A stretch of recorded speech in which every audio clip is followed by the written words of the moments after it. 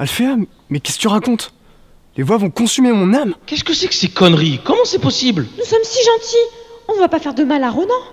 Je vous entends, chère voix. Vous ne connaissez pas la véritable nature du sort qui habite Ronan. Alphéa, explique-moi. Te souviens-tu de notre rencontre? Bien sûr, c'était il y a 7 ans. Il y a certains détails que tu ne connais pas sur ce jour-là.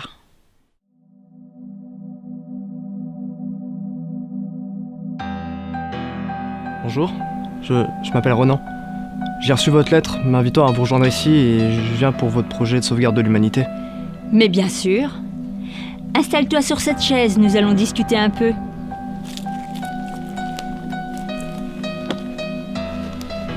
Dis-moi, mon enfant. Que souhaites-tu? Je souhaite devenir immortel. Avoir une longévité infinie, tout comme vous.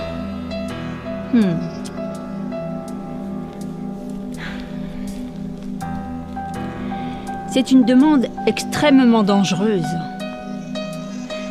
Sais-tu ce que ça veut dire de vivre éternellement? Bah oui, c'est génial, on meurt pas, on peut vivre plein de trucs.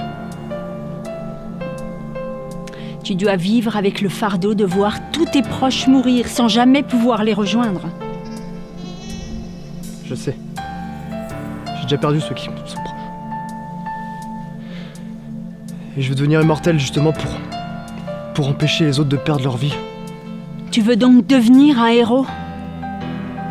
Oui.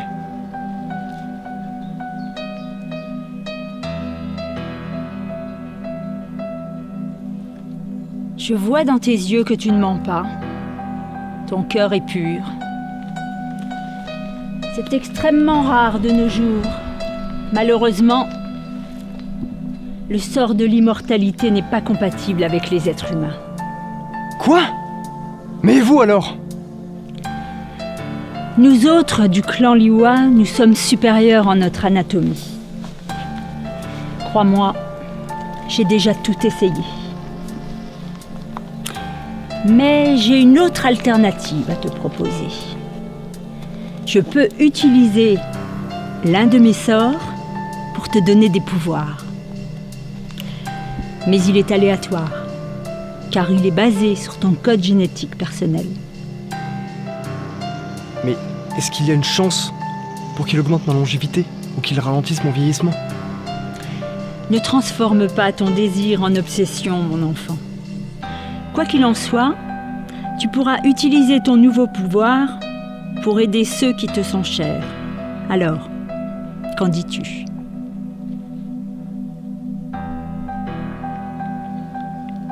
D'accord. Parfait. Je vais juste devoir t'anesthésier pour commencer.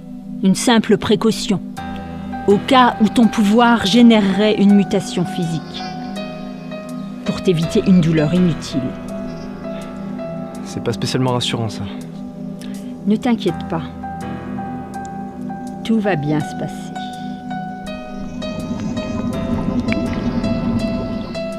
Suite à ça, tu m'as gardé en observation pendant 3 jours. Et quand je me suis réveillé, il y avait aucun changement. Rien.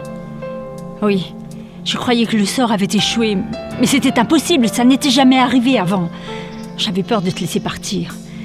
Le but était de te transformer en guerrier capable de te battre contre les hommes non. Mais tu voulais quelque chose d'autre, alors j'ai été indulgente. Waouh! Mais alors, pourquoi nous sommes-nous manifestés si le sort avait échoué? Bah réfléchis. Si on est là, c'est que le sort a fonctionné, non? Effectivement. Vous avez mis un moment avant d'émerger. Et voilà la raison. Ces voix représentent 2 facettes de ta personnalité. L'une représente ta rage face à ton impuissance quand ton père et ta chair et tendre sont morts. L'autre représente ton obsession pour l'immortalité.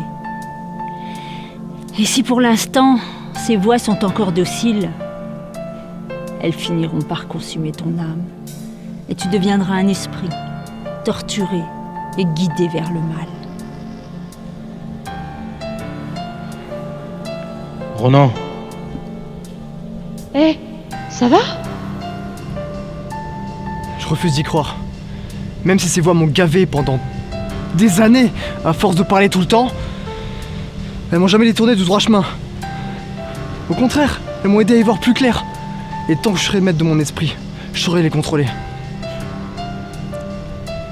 Tu n'as pas changé, Ronan. Toujours aussi déterminé. C'est ce qui m'a plu chez toi. Tu y survivras, j'en suis persuadée. Et pourquoi disais-tu que t'étais en danger? Parce que Zelgrod, le roi des hommes non, a envoyé un assassin aux trousses des sorcières Liwa. Et je crois que je suis la prochaine.